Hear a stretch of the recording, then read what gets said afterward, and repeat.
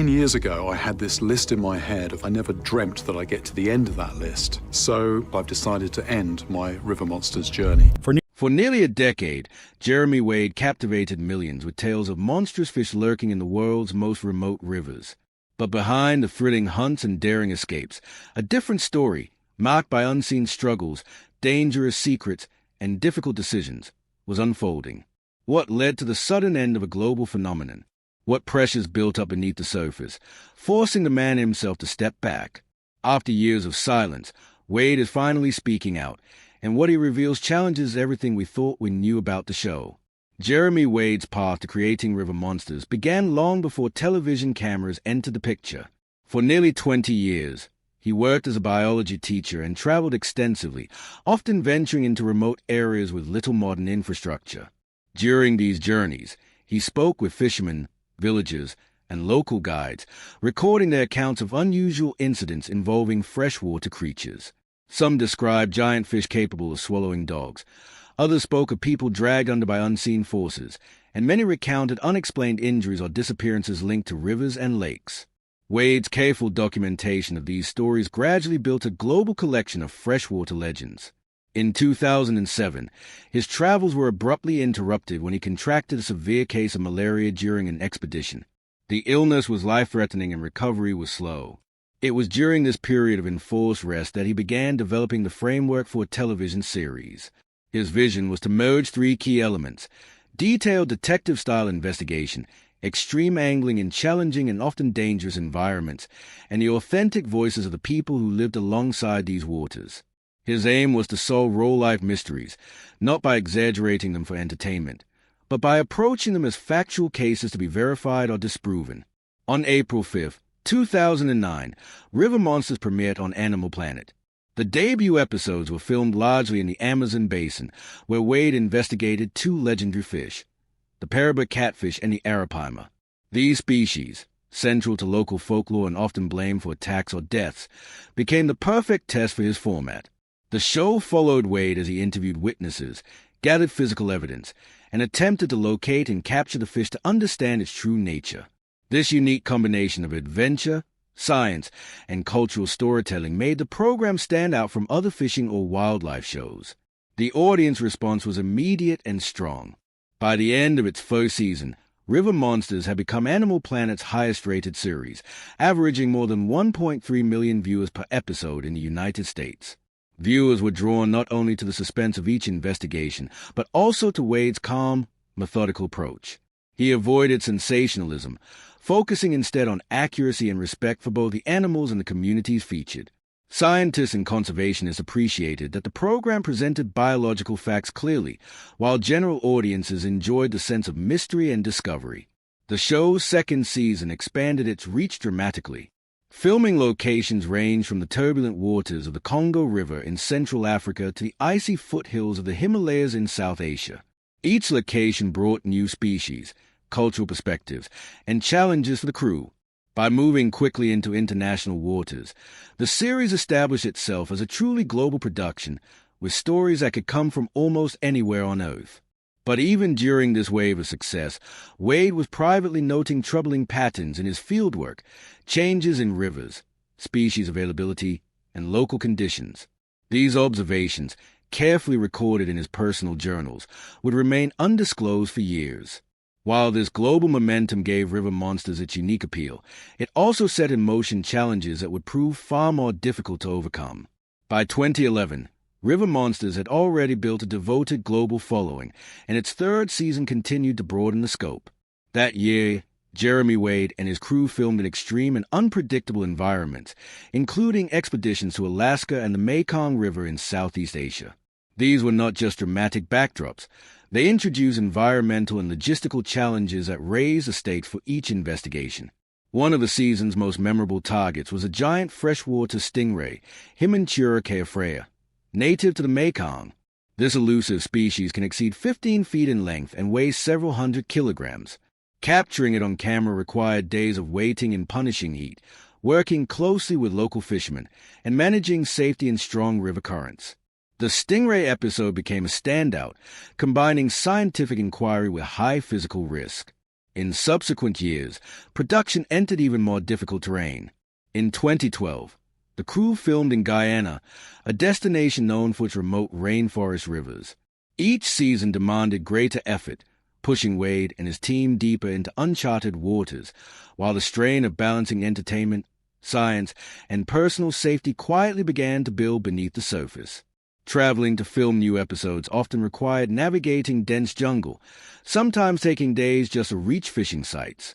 The conditions were punishing, with equipment hauled by dugout canoes, weather delays disrupting schedules, and communication difficulties isolating the team.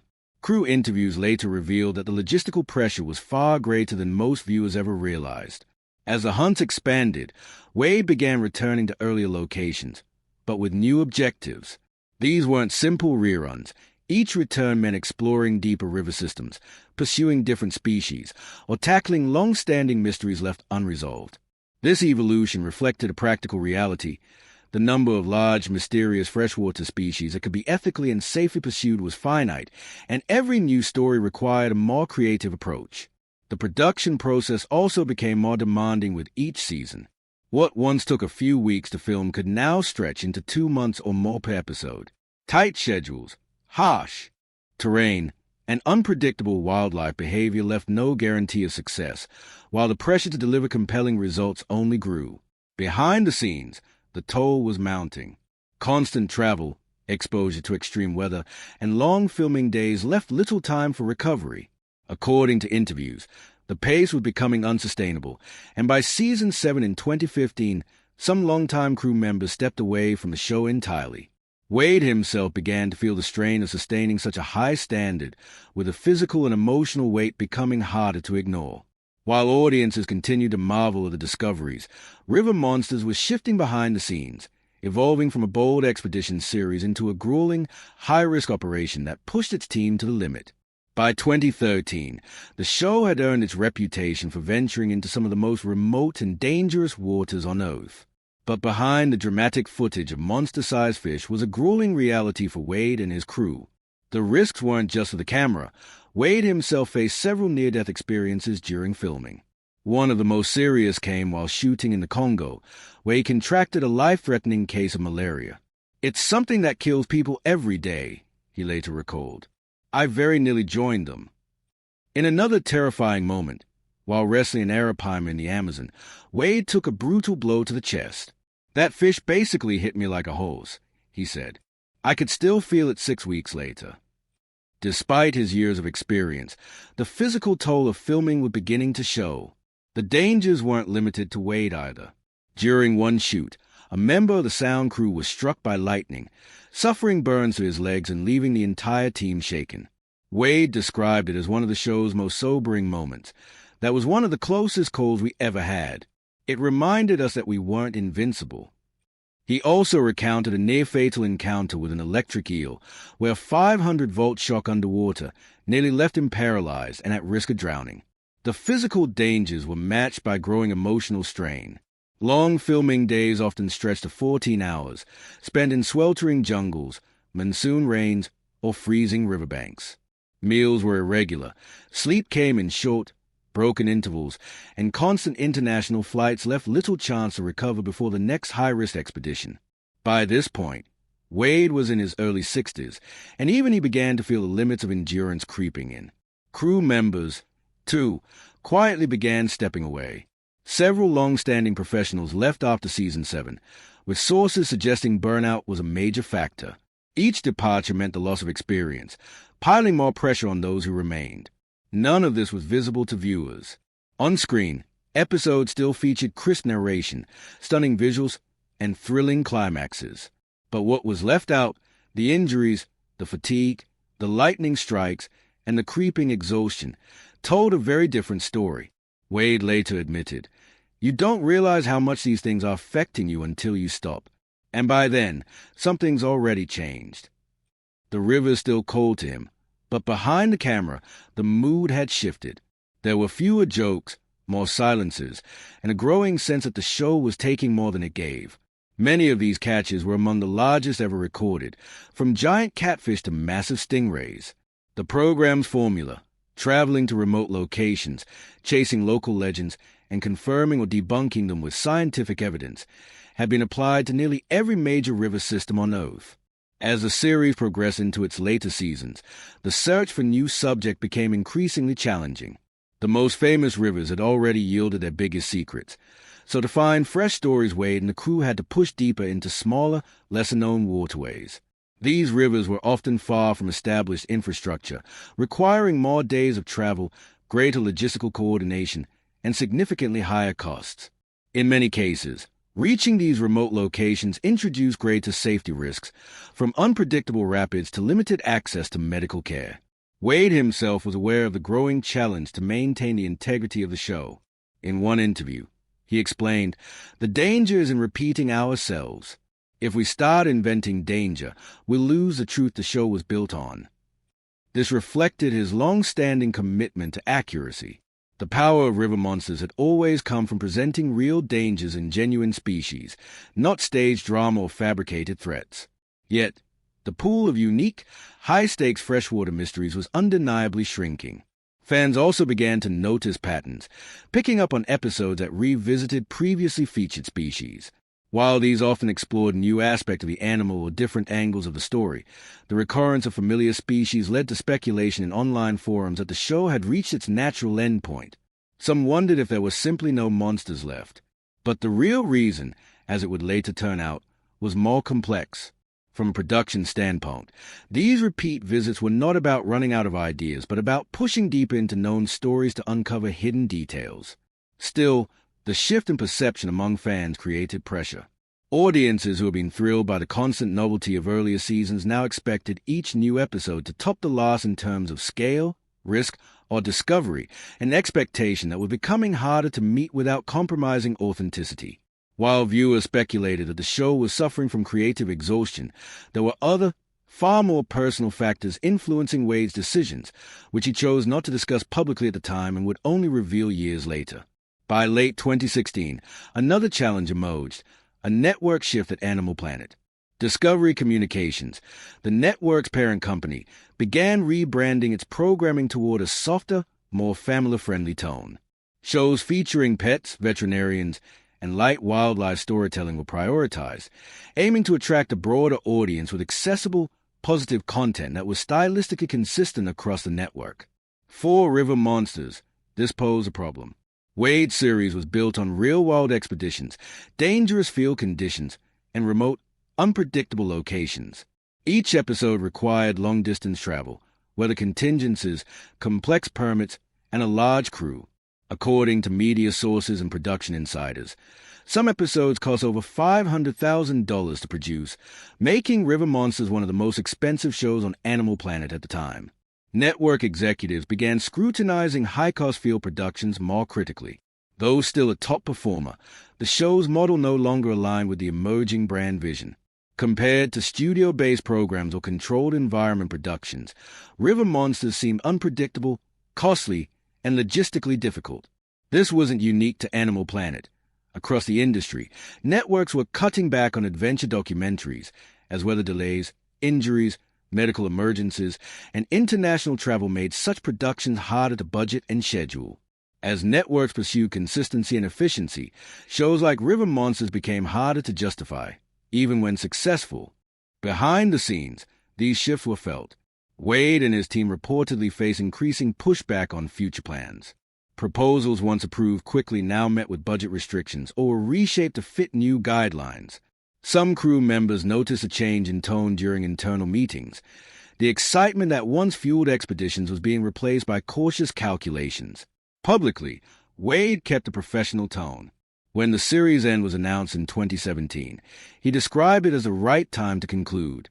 But in later interviews, he hinted there were deeper reasons beyond the creative arc, ones he had chosen not to share at the time.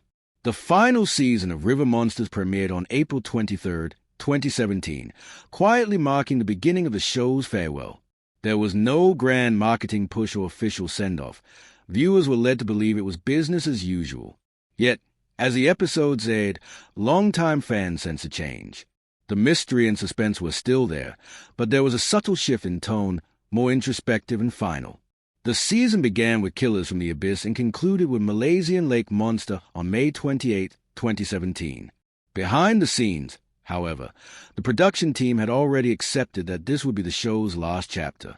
For many, it marked the end of an extraordinary journey across some of the world's most remote and treacherous waters. Jeremy Wade's public statement at the time gave a simple explanation. Some shows can run forever, but our subject matter is finite. 10 years ago, I had a list in my head, but everything has now been ticked off and then some. It was an elegant answer that made sense. After covering nearly every large and mysterious freshwater species on the planet, the series had seemingly run its natural course. Still, fans felt a deep sense of loss. Social media filled with farewell messages and tributes from viewers who credited the show with inspiring their love of nature, biology, and exploration.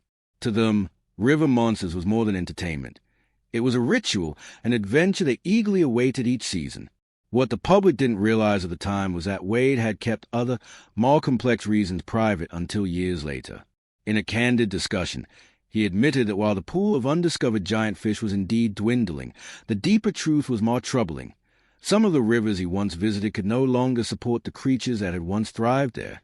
In just a few years, habitats once teeming with life had been devastated by pollution, overfishing, and dam construction. He recalled one sobering moment when he revisited a location from an early season only to find the river murky, lifeless, and stripped of the monster species that once defined it. This wasn't merely a filming obstacle. It was a reflection of a larger environmental collapse. There were also safety concerns that the public never knew about. While danger had always been part of the show, Wade revealed that the crew had faced several near-miss incidents in politically unstable regions.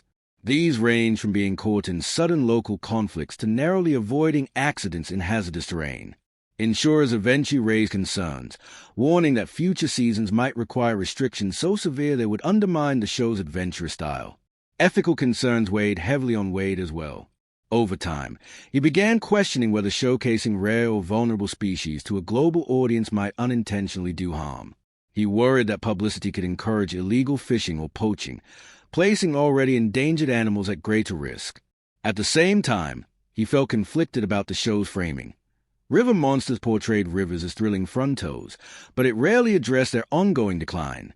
Wade feared that by glamorizing these waters, the series risked misleading viewers about the harsh realities facing freshwater ecosystems. Ending the show when he did, he later admitted, was partly a way to avoid sending that incomplete message. In the end, what appeared to be a clean, ratings-driven conclusion was actually shaped by environmental grief, safety concerns, and ethical responsibility.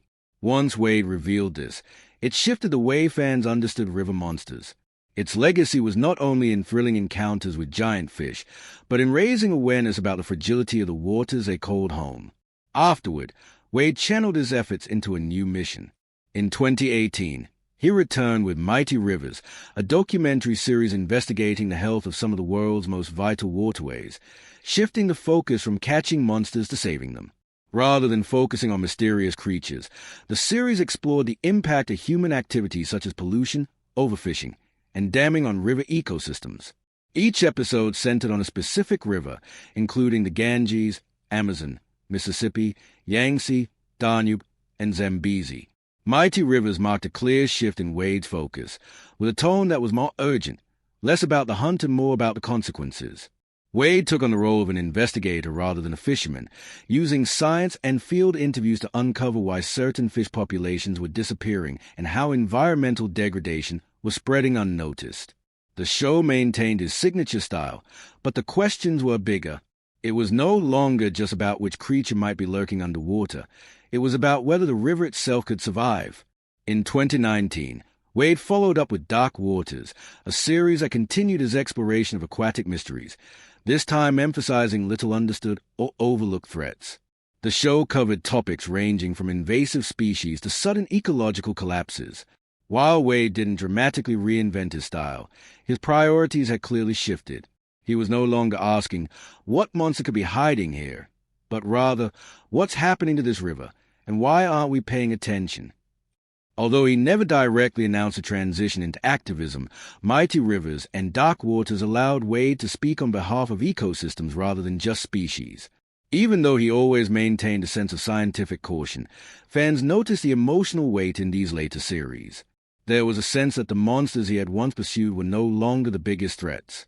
In their place stood industrial pollution, collapsing food chains, and shrinking habitats, forces more complex and more dangerous than any single creature.